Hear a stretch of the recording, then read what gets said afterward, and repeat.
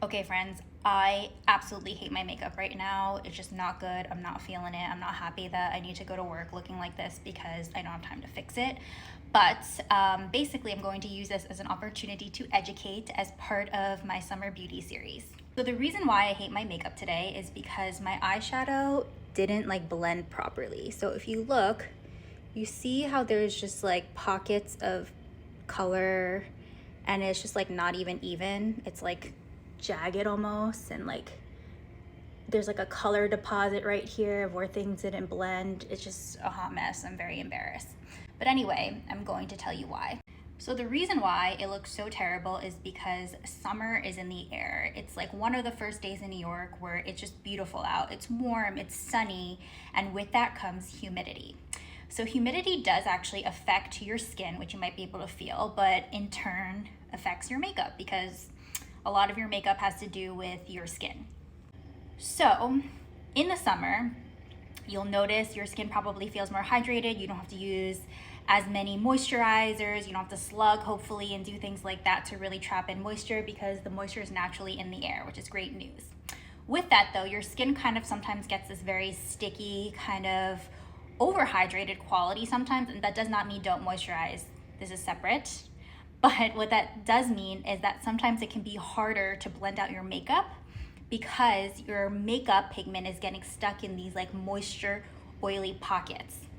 This is not something I am making up. It's something that most renowned makeup artists know and will basically compensate for in how they do their makeup. I will link an article about it as well, so you know it's a real thing.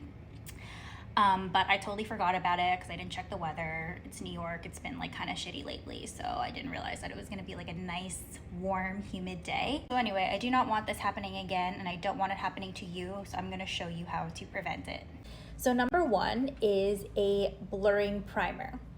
So normally I wouldn't say that primer really moves the needle that much when it comes to your makeup application or makeup wear. However, during these times when you really need to kind of even things out and create a very smooth canvas for your skin, I do think primer can really help.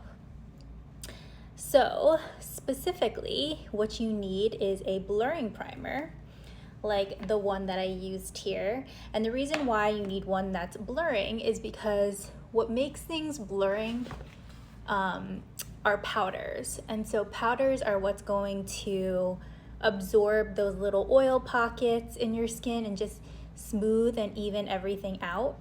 And for this particular case, because you moisturize with your skincare, you don't want a hydrating primer because that can make those moisture pockets even worse and your makeup even less blendable. So as you can see, I did one side of my face with the blurring primer, and everything is just a lot more even and smooth and a little bit mattified. Not overly mattified and dried, but you can just tell it just looks a little bit more snatched than this side. Okay, so that was option one, which is kind of the most basic, easiest solution.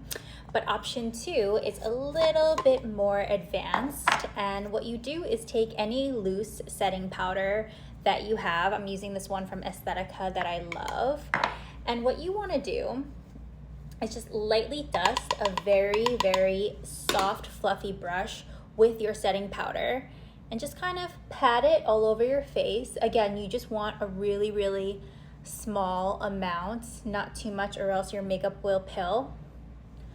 But by doing a little bit of setting powder first, even before your foundation, concealer, whatever, this will again kind of just even out all of those moisture pockets that might be holding onto makeup and holding onto pigment and creating that either patchy or uneven result. Okay, and so I didn't make this up. This is something that most professionally trained makeup artists know about and are already doing. The idea of using setting powder kind of to pre-prime your face actually went viral a couple years ago, but I am resurfacing the trend and also telling you that it works particularly well in these humid times. Okay, so now I'm gonna go in and finish the rest of my makeup and then I will show you what it looks like.